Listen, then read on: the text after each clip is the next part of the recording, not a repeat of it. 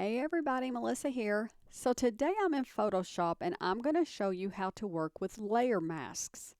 Now what layer masks allow us to do is to hide or reveal parts of an image without deleting or doing anything else to any other part of the image.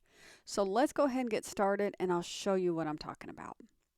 So I have a picture here and I want to turn this into a poster with my favorite superheroes from Justice League: Batman, Aquaman, Superman, and so on.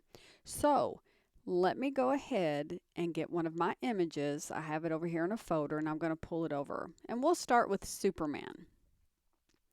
So this image is way too big, so the first thing I need to do is resize it. Let's make it 40 by 40. That looks pretty good. And let's just kind of center him or put him wherever you want to put him and double click, and that sets our image. Now as you can see, we have this very defined outline for his picture, so we're going to get rid of this. And the way we do that is we're going to create a layer mask. And to find that, we're going to come down here, and this is our layer mask. So let's click on it. And now if you look in here, you have a white canvas beside your original picture. Make sure that is highlighted and get your brush tool. Now for the brush tool, I use a smooth round and I have it about 200 pixels. Okay, let me turn this highlighter off because it can get confusing. So now just go around your edge and wherever you want to get rid of it, and look what happens. It's kind of getting rid of him and the background's coming through, and now you cannot see the straight edge of the picture frame anymore, except for at the bottom, and we'll take care of that a little bit later. Okay, so there's Superman. Now let's go get Batman and pull him over. And Batman's pretty large too, so we're going to take him down. Let's try 40 by 40. And it's okay if some of your images are bigger than others. You want them to, kind of be the same size, but they're going to be different shapes as well. So you'll just have to do the best you can to get them pretty even. That's still pretty. There we go. Let's try 25 by 25. And let's put him somewhere beside Superman. Double click on him. And now we're going to do the same thing. We're going to add a layer mask. So if you come down here, this is your layer mask. And with the layer mask highlighted, we're going to go over to our brush tool. And we're going to do the same thing. And if you take a little bit of him off and lighten him just a little bit, that's fine.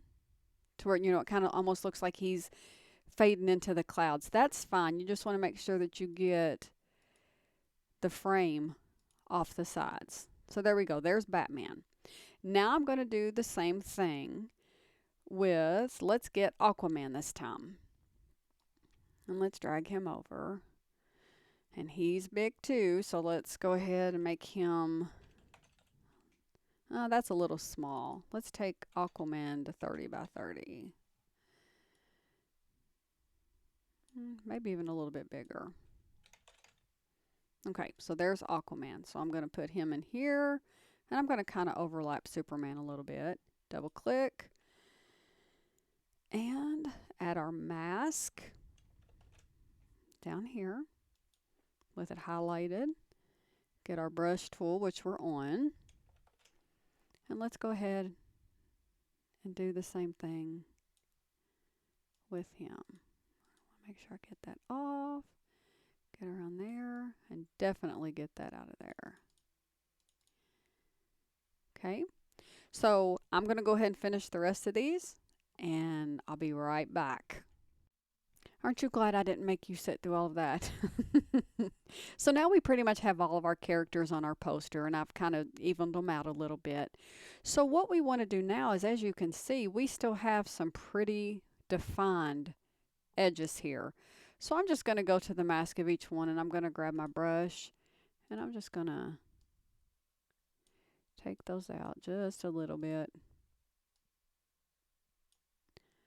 That way it looks more like they're blended in with the clouds too, or what's going on in the background.